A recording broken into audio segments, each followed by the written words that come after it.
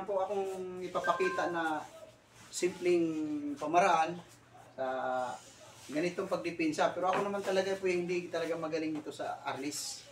Kung may kunting kaalaman lang. Itong pagdepensa ko, ito may mga rekta naman ito.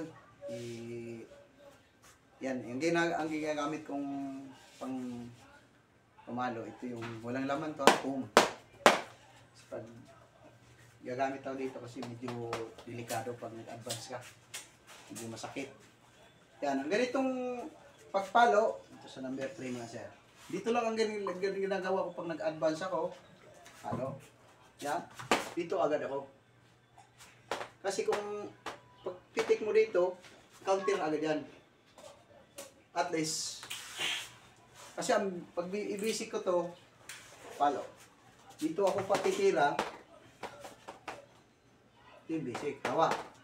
Advance ko.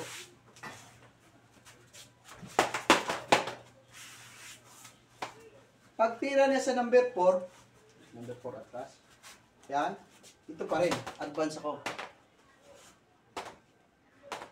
Dito pa rin. Yan. Number 4. Ha? Yan. Itong kamay ko, nandito agad. Kasi ito, dadampot ko to, pwede ko to ipitik. Yan. Yan. Number 4.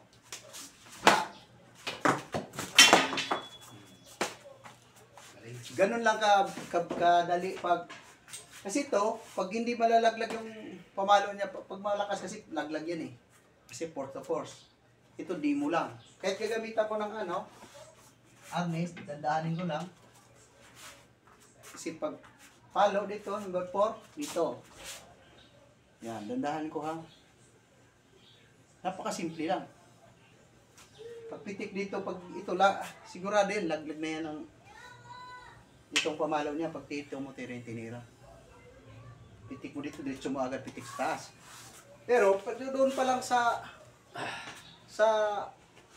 pitik na yun, lamang ka na. Kasi yun yung advance. Gamitan naman niya ng kita. Gano'n rin naman ang focus mo dyan eh. Kita ka nito. Yan o. Dito yan. Kailangan ilayo mo yung tawa mo. Dito yun. Kasi itak to eh. Yan. Tera. Oh. Ito lang. Lagi akong namalayo. Kailangan dito, hawak mo kagad ito para mapitik mo tong sa baba. Kasi pag ano yun, naka-counter yun. Pitik mo agad ito. Yan. Patitira naman siya dito sa number 3. Halo, dito ako. Malayo agad ako. Dito ang titirahin ko. Yan. Ito kasi pag medyo wala kang hirap, dito ko tusok sa tiyan yan. Yun tawag yung gulang. Sigat yan ha. Hindi naman ako magaling na arnisador. Naman ay kunting kaalaman ko, sinishare ko sa pamagitan ng social media. Ito naman, parehas kaming kaliwete. Ginagamit ko kaliwa. Oh. Kanan lang tingnan sa video namin, nakaharap. Pero ito talaga kaliwete. Kaliwete yan. Yan tingnan. Yan po pinabaliktad ko sa kaliwa niya para parehas kami. Pero ito talagang kanan. Nagkaliwa lang kami. Pero pag tinignan sa live dyan, pag itong hawak ko, kaliwete. Ito kanan. Pero ito kaliwete talaga. Yan. Basta yan, yung mga pitik nito, ito naman kasi pag tumira ako sa forward, ina-adjust ko agad itong pako kasi para safety. Pitik niya sir. Hindi napapansin. Na-adjust agad ako. Ang layo ko ng agad. Kasi pitik. Pero pag ganitong diskarte, kung medyo medyo mahaba naman yung atrasan mo, atras ang ginagawa ko. Pitik. Dito ako. Ang layo. Atras ka agad kasi pwede mo agad iikot na yan. Wala nang kawala yan. Yun yung pagkakaiba sa itong mahaba. Kaya pag ginamit ko to sa walang pamalo, papasukin ko ngayon. Mayroon akong distract. parang may stick na rin. Kaya ha. Ito, gagamit itong dalawang ang gagamit ko ito.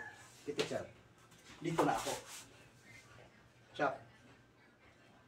Ang layo na.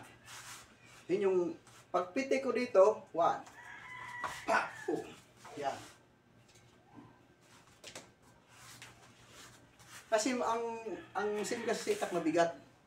Halimbawa, titira siya ng number 4. Ito ka dito. Yan. Pitik mo dito lang. Yan o. Hindi naman siya siguro mabubunod to. Pag chop ko dito, may counter ako agad. Tulog pa to kasi nakapokus siya dito sa pag-itak. Kailangan pasukin yung agad yan. Kung wala na kayong maatrasan, pwede man. Pag number 4, atras ako, pwede naman yun. Ay paano pag atras ko, itinusok pa rin. Please pa rin. Hanggat maaari, pasukin yung agad. Yan. Ganito kadikit kasi mabilis. Pa! Pa! Yun. Yun. Laglag na yun. Laglag yan. Pero kahit hindi maikote, ano? Yan. Yan. Pitik mo dito. Suntok. Yan. Hawakan mo lang dito. Itutulak mo lang to. Parang ano lang yan.